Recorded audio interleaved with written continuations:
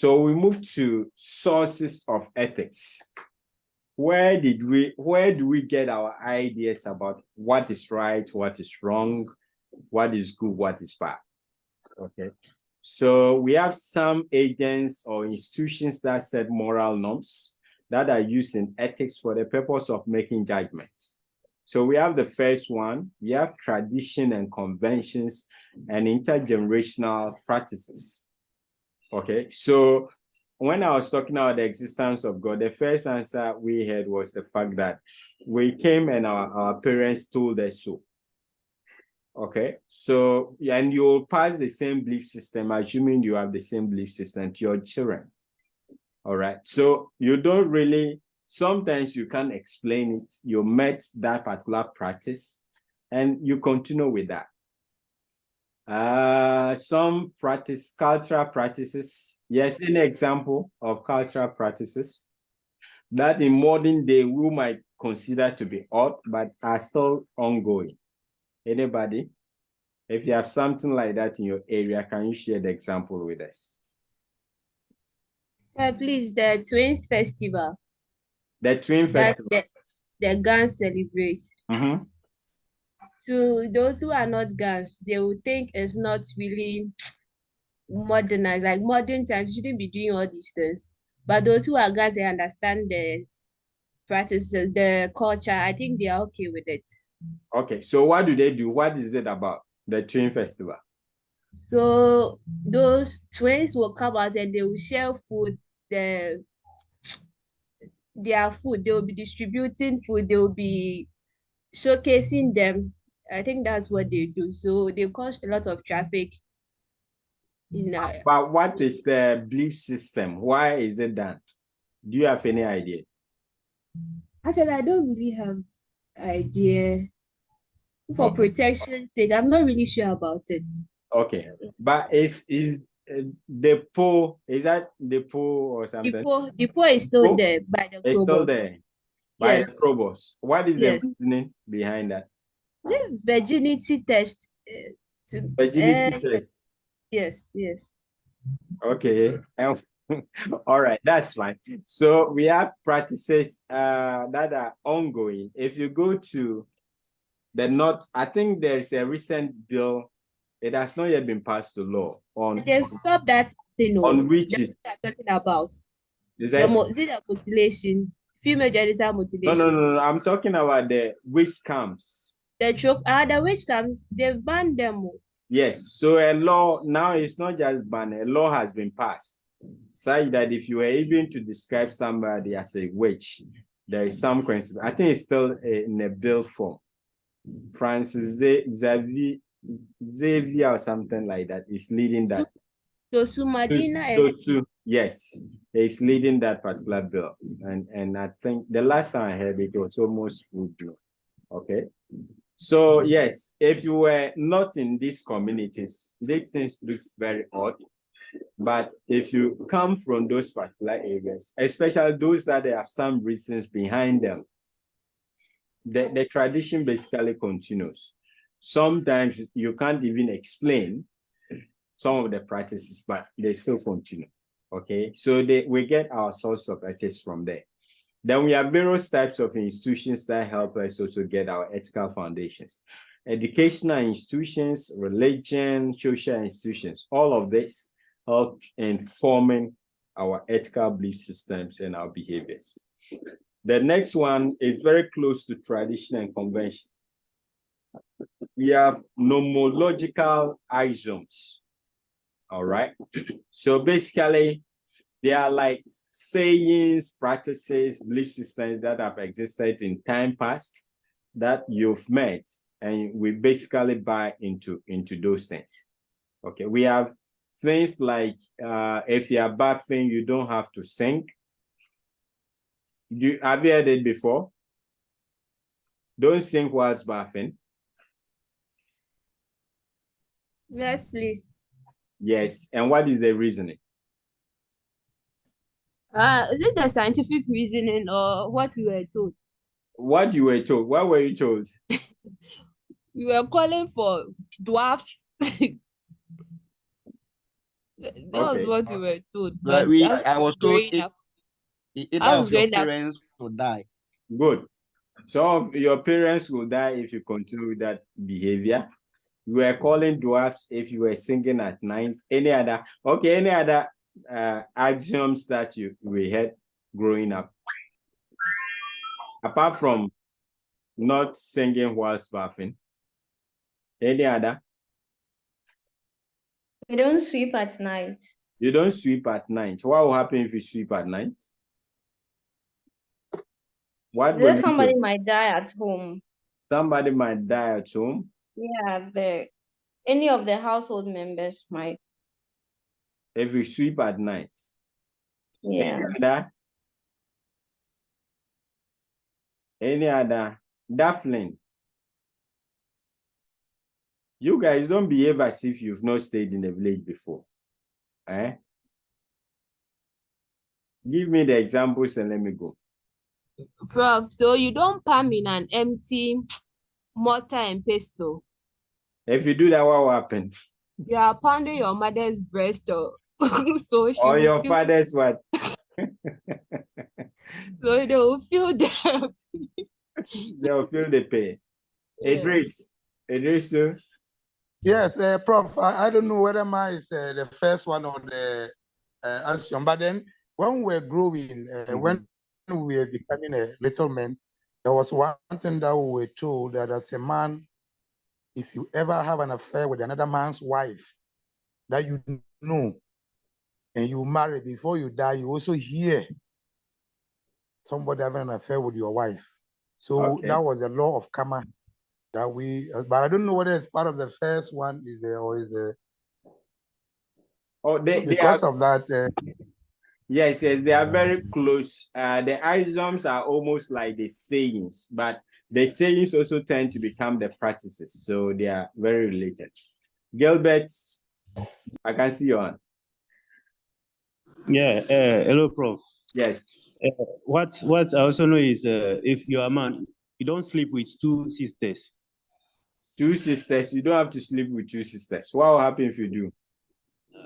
If you do that, there's a sickness that will come on them. You bring a confusion between the family, and it may result in their death. Whether So, but you're not supposed to sleep with two sisters. But some people do it. In some traditions in the north, you can marry two sisters. Beautiful. So we'll come to that. We'll come to all that. So you can see some of these things, but now that we've grown or developed in terms of scientific understanding, you realize that some of them had some scientific basis. Okay, for example, not singing or talking whilst bathing. If you do that, soap will go into your mouth and you'll fall sick. Not sweeping at night, you could sweep some germs or whatever into some food somewhere. Or logically, you could sweep your money away or some property away if you sweep at night, because you won't be able to see your way out. Okay, so there were reasonings, but most of the time they added some form of fear in order to make sure that these assumptions are maintained.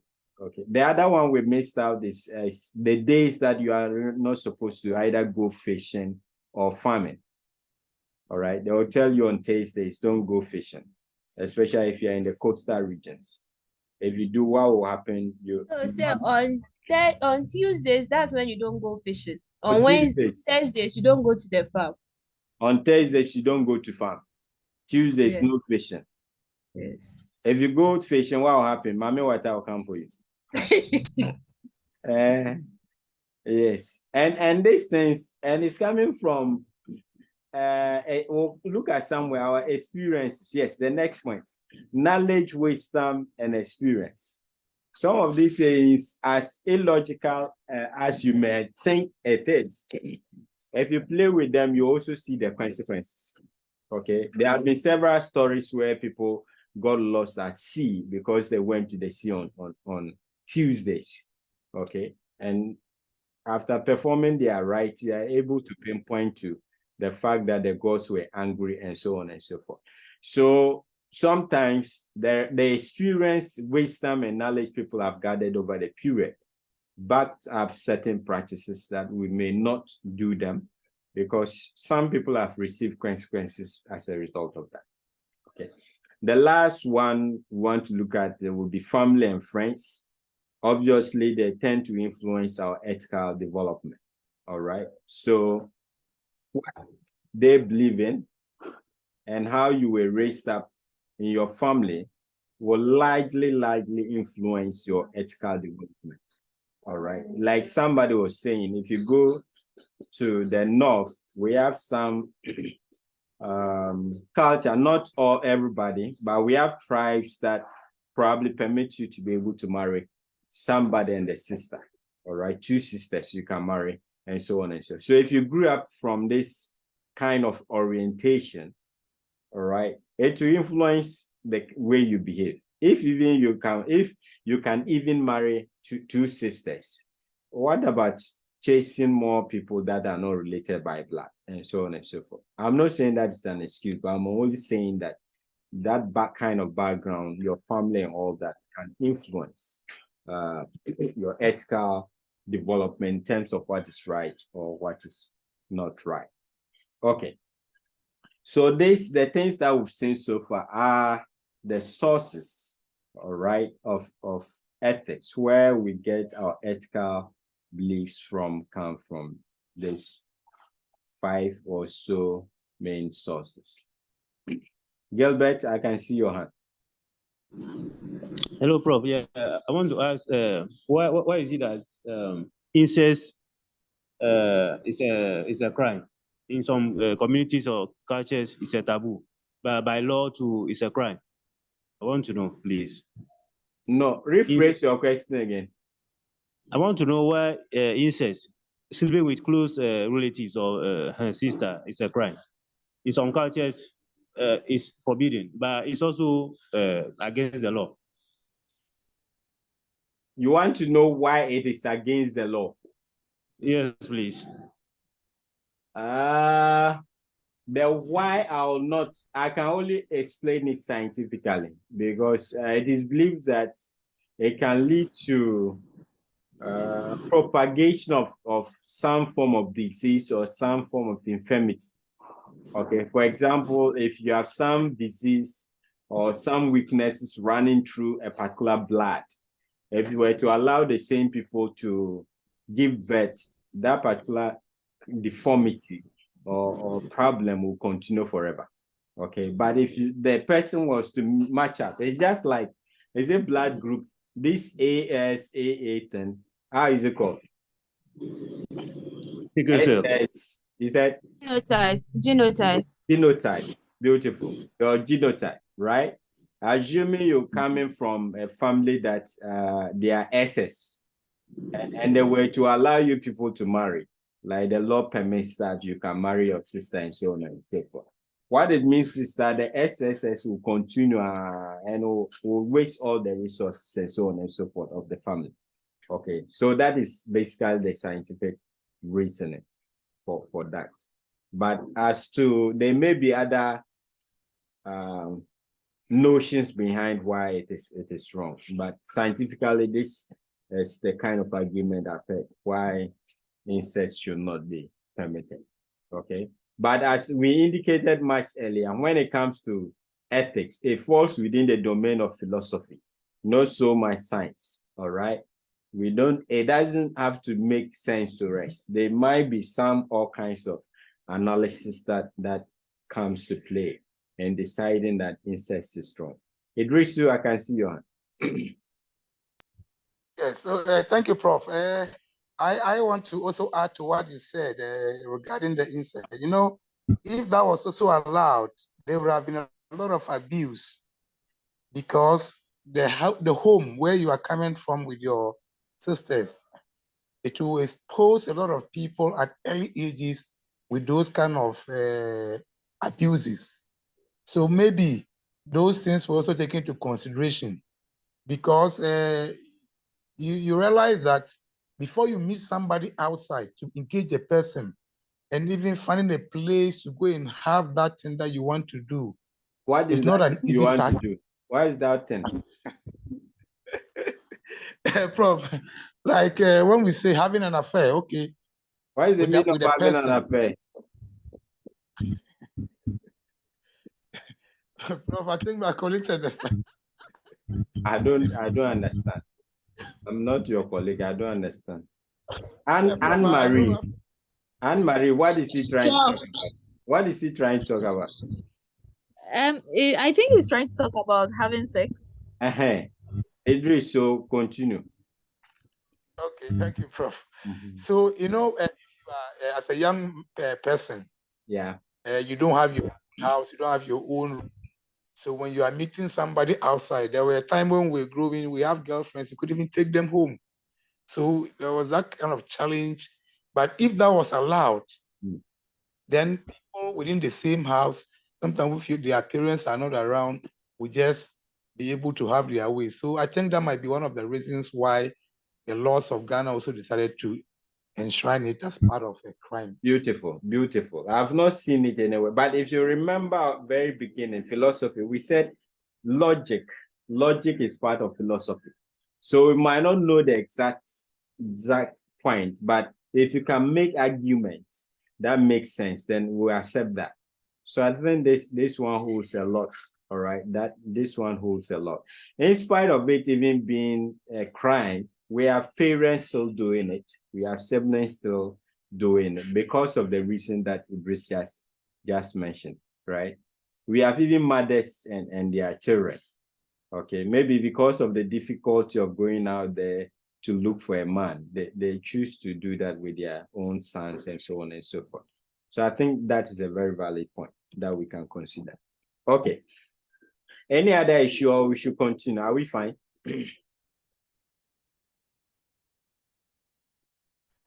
Yes, we are good, Prof. Okay. So we move to Kohlberg and Gilligan's theory of moral development. So these two scholars wanted to explain theoretically how people can grow, how people grow in terms of morality or in terms of their ethical development. All right. Kohlberg documented 3 general stages in the formation of morality of males. However, each has 2 additional stages. Hence, the Kohlberg moral development can be categorized into 6 stages. So if you can, as I've read, he concentrated on males and came out with 3 stages of moral development. But under each stage, he was able to get 2 more sub-dimensions. And therefore, that gives us 6 stages of moral development. So the 3 major stages, according to Kohlberg, as far as moral development of the man or the male is concerned, is the pre-conventional. After pre-conventional, you move to conventional. Then after conventional, you get to what is known, he calls the post-conventional level. All right. So under pre-conventional, he says that you deciding to do what is right normally is based on punishment and obedience driven. So he argues that for if you raising boys, and it makes a lot of sense, to be able to get them to do what is right, unless you use the cane. Okay, if you have been fortunate to have a boy and a girl at home, you understand this better. Guys are rough. You have to be beating them to get them to do, especially at the young age. You continue beating. If you don't take time, you even hurt the boy. So to get them to do what is right, you have to use punishments and you have to force obedience from them. So that is how guys or males learn their moral or ethical development. It starts from punishment and obedience driven. All right. Then we come to self-interest driven. So when they decide to do what is right, they will normally want to ask themselves what they will get from that particular form of obedience. What it means is that if they will do that which is right and it will not profit them, it will not bring any benefit, then they won't do it. Okay, so their choice to do what is right or to live morally is normally based on their self-interest. I hope that is clear. If they feel they will profit or it will lead to their own enhancement, then they will engage in that particular behavior. All right. So the two makes up what is known as the pre-conventional level. And the pre-conventional at this point is where the person is just looking at himself and probably his immediate family. He is not yet being influenced by society or the larger population. At the pre-conventional stage, it's just about himself and the immediate family. Okay. So to do what is right in the male, it begins with punishment and obedience driven. You have to force obedience out of the person, largely through punishment. And to get the person to do what is right, they will have to consider themselves first as to whether that will lead to some form of benefit to them. So it's self-interest driven. Okay. The conventional stage is the stage where society plays a role in our obedience or in our ethical development. So the first one is all about you and your immediate family. But the next one, when it comes to the conventional, that is where the word conventional comes in. We want to behave like any other person. We want to behave like society. Okay, that is where society comes in. So here, there are also two stages for the male. Okay, so good intentions as defined by social consensus. So the person will do what is right because of good intentions, but his good intentions are shaped by social consensus. Okay, he's defining good intentions not based on his own independent mind, but because society feels that that is the right thing to do. All right. So they want to do that which is right because they feel that if you don't do what is right, because society says this is the right thing, you are likely to get some form of punishment if you don't do it. Punishment is not the main thing, or if they do it, society will like them and they are likely to get some form of reward, maybe some job, some promotion somewhere, and so on and so forth. So the good intentions is because society agrees that if you behave this way, this is right. It's not coming because of their own independent thinking, but because society agrees that this is the way we should behave. Okay, right. Then we have the next one, authority and social order, obedience driven. So here, the person will do what is right, not because they want to, but there are some structures in society. So we have the police, we have the prisons, we have the court systems, we have what again? All manner of regulatory bodies, okay, that will force obedience for you to do that which is right. So this time around, your development will come from society, but this time around is coming from the authority and the structures that exist from society. That will cause the person to behave ethically or to behave morally, okay, to develop morally. Okay, so are we following? So the first way that the male becomes moral or develop moral is first through punishment and obedience driven. Then they now gradually will be doing what is right. And this time around, they are doing it because of their self-interest. Sometimes because they even want to avoid the punishment. All right. You've caned him always when he steals something from the fridge. All right. Once he grows up and realizes the pain involved in stealing from the fridge, in order to protect himself from the beatings, he will not steal anymore. Okay. That is self-interest driven. Then as he grows, he now gets to society and finds out that, oh, in society, what is acceptable is for you to shave your head down, okay? In our culture, I'm just using the Ghanaian whatever. If you were to leave your hair, how do you call it? Rasta. People will consider it to be a bad boy. And so nobody will like you, and therefore nobody will employ you, and so on and so forth. If you talk in a certain way, nobody will like you, nobody will employ you. And so you learn how to probably shave, how to iron your things, how not to insult people. It's not because if you want that, you won't insult people. but this time around, society is helping you to define and to do that which is right based on what society says. Okay. From there, you move to where you now get to know about the existence of law in your groups. And the fact that there is something called the police, there is something called the courts, you have the prisons, you have whatever. And that also shapes you to want to do what is right. Okay. Then the male then grows to a point of the last point, that is post-conventional, which moves beyond what society wants.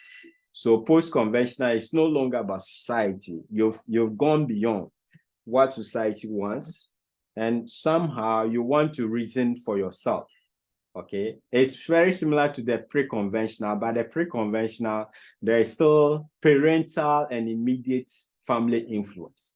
But with the post-conventional, it is like you now want to think for yourself, not your parent punishing you, not society influencing you. And there they begin with what is known as the social contract driven type of morality. So you come to a point where you do what is right, not because you are afraid of the law or authority in place, but because you feel probably society has invested a lot in you. And because of the investment society has made into you, it is also your duty to give back to society by being ethical or by being moral in your decisions. Okay? So it's not anything that is backed by law. In fact, if we take the punishment part, we have people, for example, that will reject, say, bribe or resign from a particular position just based on their personal principle, because they were asked to do something that they feel will affect society, harm society, and they feel they have gotten to a point where they have to seek for the welfare of society. So it's not based on law at all. Based on their own level of development, they now feel they have something to contribute and will always seek to do what is right. All right. Then we have the last level, universal ethical principles driven. So this is where also at the personal level, you're fed a lot from society, be it your church, be it the mosques, your parents, but you want to find out whether these things that you fed over the period universally make sense at all. Okay. So if you were from the north, for example, not the north, if I say the north, it's not right. They are specific, probably upper east or upper west. And even when you go there, there might be a particular tribe that is involved in that, not everybody. Okay. So if you were from that tribe or that clan that practice something, say you can marry your sister, and that is what you've grown up with. Your brothers probably have done that, but probably you've developed, you've grown. And this, I'm not saying those who are still doing that, not developed. I'm just using that example. You've been exposed to, say, new knowledge. You now want to come to reason whether that practice really makes sense or is something that you want to depart from. All right.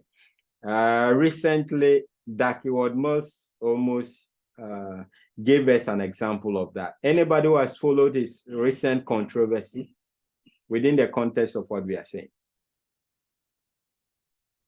Yes, please. Yes, what did he say?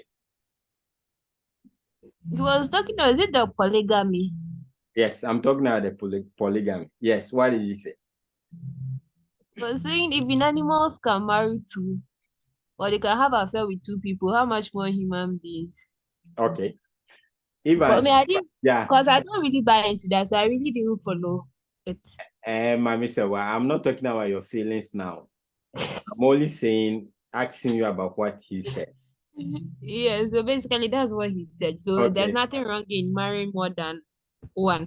Okay. Evans. Yeah, I think I also follow the same teaching. He was saying that there's no part of the Bible that forgives not to marry two women. Yeah. Right. In fact, he even quoted scripture. And I think the other controversial one was about divorce. All right.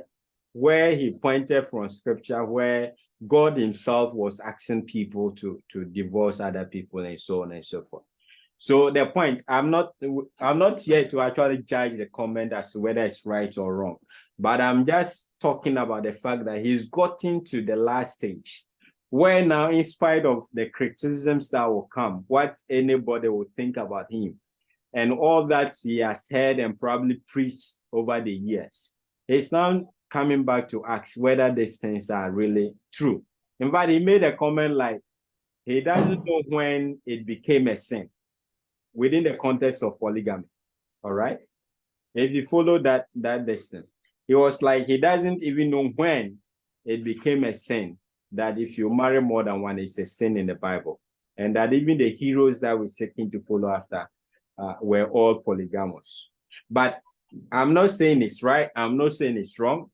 I'm basically saying that most of the time, we'll have to get to this stage where, in spite of everything that we've heard growing up, we have to personally, based on universal understanding of issues, come to make a decision whether what we know to be right is right, or whether what we know to be wrong is wrong. Okay? You have to come to the point of independent mindedness where you can choose to do that which you think is right and refuse to do that which is wrong, in spite of whatever society might be saying. Okay, and that is the last stage of moral development in men, the universal ethical principles driven. So it's not based on really society or what anybody feels, but after, based on your experiences and whatever in society, you've come to realize that this doesn't work and this one works. Sometimes they are not even things that you can share. Like him, he already probably have a lot of followers that are very loyal. Whatever he says, they will follow. All right. But if you're a young pastor or whatever growing up and you were to make this form of pronouncement, it's possible you lose a lot of church members. Okay. And at a personal level also, we always have to come to this point where, in spite of whatever society is saying, we need to come to the conclusion for ourselves whether something is right or something is wrong. Have we understood Kohlberg's moral development? Is it clear? Yes, Prof. Yes, Prof. Very clear. Okay. Then let's move to Gilligan's. Okay, probably we'll go through the criticisms first. So criticisms against Kohlberg's stage theory of moral development. The first one says moral development does not necessarily follow a certain order as demonstrated by Kohlberg. As a result, the sequential order is unconvincing. So basically what the first criticism is saying is that people may not naturally or necessarily go through the stages that the scholar was trying to say. All right. So it's possible somebody may begin their moral development from self-interest. Yes. Prof. Yes, please. Please, so does it mean that the previous slide, does it mean that the universal ethical is the fourth level? No. There are 3 major levels, all right? Okay. But under each of them, we have 2 sub, okay? Okay. Okay. Is it clear now? Yes, because So- when you were saying the universal, I thought that was the fourth one. We should have followed the table. No. So the universal is under 3, level 3. Okay. Can you see level 3? Yes, please. I can And see that that. we have post-conventional level. Okay. And the post-conventional, we have social contract driven. Then we have universal ethical principles driven. Okay. Okay. All right. So Yes. good. So in all, we have about 6 of them if you take the breakdown. All right. So the first criticism is that it is not always the case that when it comes to the male, the person will begin with punishment and obedience driven before coming to self-interest driven, before going to good intentions, and so on and so forth. All right. It's possible somebody may begin their moral development from self-interest, or may begin with good intentions and probably come back to punishment and so on and so forth. So that chronological and logical order is what the sequential order is what the first criticism is against. Okay. Second point says even if a progression moral development may be seen, the stages themselves may overlap or be skipped. Okay, so it's basically the same as the earlier one. So somebody can jump from punishment and go to the conventional stage, or from punishment and obedient driven go to the last stage, and so on and so forth. All right. The last one is because Kohlberg primarily addressed the male pattern of moral development and ignored the gender perspective, the outcome is biased. All right. So as we looked at from the introduction, Kohlberg was basically interested in the male child development. Okay. Let's go to Carol Gilligan's theory of moral development. All right. Whilst Kohlberg was focusing on male, Carol was more interested in female. Okay, so according to Gilligan, care and compassion are the primary motivators for moral development in women. So that is the main thing we need to have or keep in mind when we're dealing with the moral development of women. So the way they behave, their ethics, either doing what is right or not doing that which is right, and so on and so forth. All of that is based on the foundation of care and compassion. All right. No wonder Mother's Days become big events, and Father's Days come and we don't even remember that it was a Father's Day. Huh? Idris, what did you get for Father's Day? Oh, Prof, nothing, no. Nothing, eh? Appreciate your wife. Appreciate your wife. Desmond. I have to even go. Yes, Prof. Yes. What were you giving? Father's Day. Well, a prayer from my wife was what I got, and nothing else. Nothing else.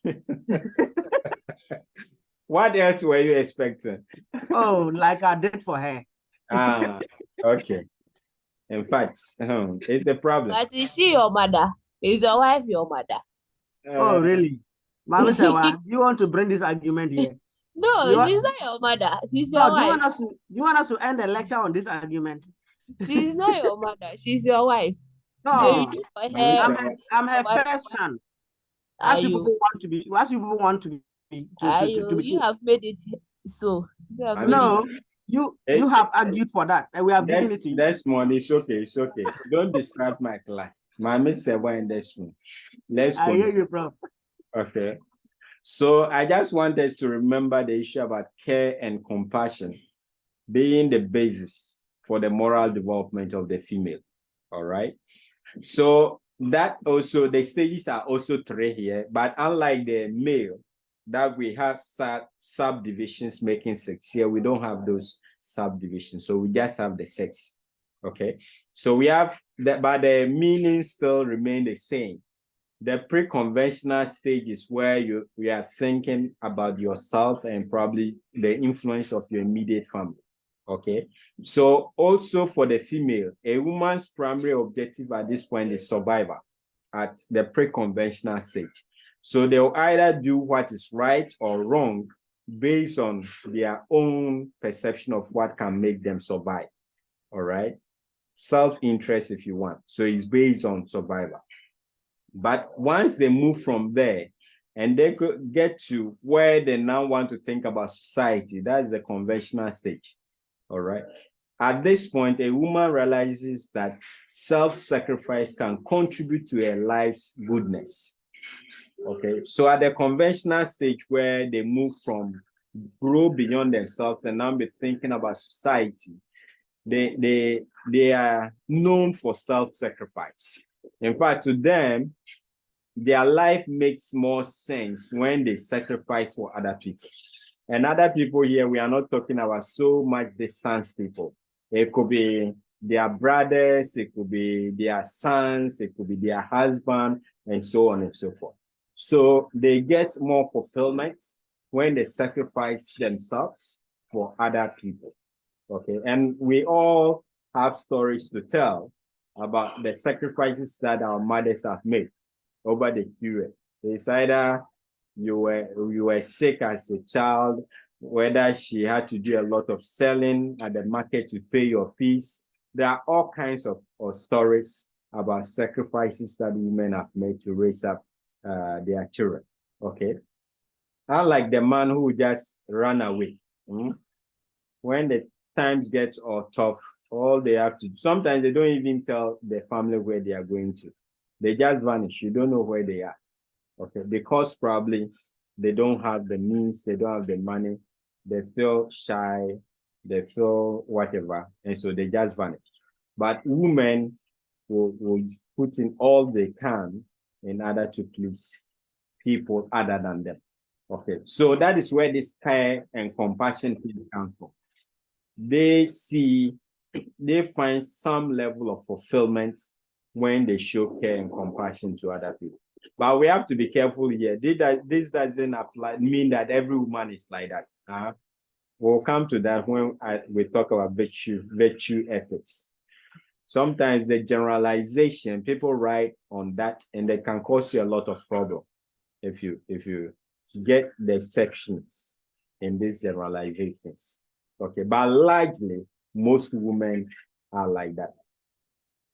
Then from there, where they now go beyond what society requires, that is the post-conventional stage.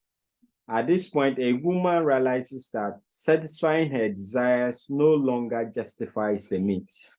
She searches for alternatives not to endure herself or others. Okay. So, please, if you are not answering, can you mute? Mohammed Idris. Is it Idris? Please keep your whatever muted if you are not answering a question. All right. So at the post-conventional stage, a woman realizes that satisfying her desires no longer justifies the needs. She searches for alternatives not to endure herself or others. So don't forget, at the conventional stage, we said that all she did was to sacrifice, and the self-sacrifice brings fulfillment to her. Okay, but when they get to the post-conventional stage, they want to question the sacrifices that they have been making all this while, because it gets to a point where the sacrifices can lead to personal injury to themselves. All right, so they have given all that they can. Especially if those people that they are making the sacrifice for turn out to be ungrateful, it can cause all kinds of psychological problems and so on and so forth. Or sometimes it's either a husband, they go and build a different family and leave them. And so there are all kinds of stories. And once they now want to think beyond society, just as we saw in the men, they do a reflection and find out, yes, there is the need for me to support other people, but I shouldn't be doing that at my own expense. Okay, so they want to balance the sacrifices, such that they don't do that in a way that will cause harm to themselves. In fact, and to others come into play because once she's injured, then she becomes incapacitated to show the same sort of love and sacrifices that she used to show under the conventional state. So at the post-conventional, they still care, they still show compassion, but this time around, they take themselves also into consideration before those sacrifices are made. Okay, right. So that is that for Gilligan's theory of the moral development among females.